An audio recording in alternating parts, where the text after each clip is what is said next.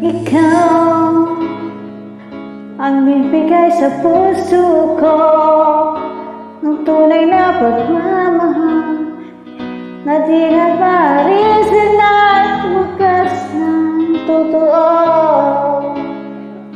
Kung ito ay ingatan ko, umasa ka ang puso ko at di magbabago. Dati nag-iisa na lang ako, ayaw ko nang magmahal. Lagi na lang iniiwan ang tulad ko. Ngayon ay biglang na